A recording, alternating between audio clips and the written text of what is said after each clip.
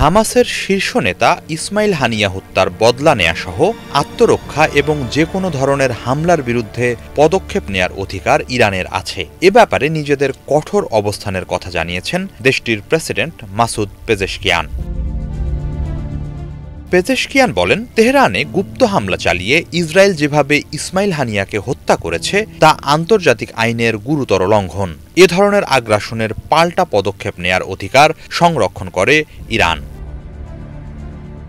তবে একই সাথে যাতে যুদ্ধ ছড়িয়ে না পড়ে এবং বৈশ্বিক শান্তি ও নিরাপত্তা রক্ষিত হয়, ইরান সে ব্যাপারেও সচেতন বলে জানান পেজেশকিয়ান। সামাজিক মাধ্যম এক্সে এক পোস্টে একই অবস্থান জানিয়েছেন ইরানের পররাষ্ট্রমন্ত্রী আলী বাঘেরি কানিও। এদিকে এক বিবৃতিতে ইরান হিজবুল্লাহ ও মধ্যপ্রাচ্য জুড়ে তাদের মিত্র গোষ্ঠীগুলোর হামলা প্রতিহত করতে এবং পাল্টা হামলা চালাতে সর্বোচ্চ পর্যায়ের প্রস্তুতি নেয়ার কথা জানিয়েছে আইডিএফ। এ ব্যাপারে এরই মাঝে সব ধরনের পরিকল্পনার অনুমোদন দেয়া হয়েছে। আইডিএফের মুখপাত্র ড্যানিয়েল হ্যাগারি জানিয়েছেন, মধ্যপ্রাচ্যের বর্তমান পরিস্থিতি গভীরভাবে পর্যবেক্ষণ করা হচ্ছে। বিশেষ করে ইরান ও হিজবুল্লাহর কর্মকাণ্ডের ওপর নজরদারি চলছে।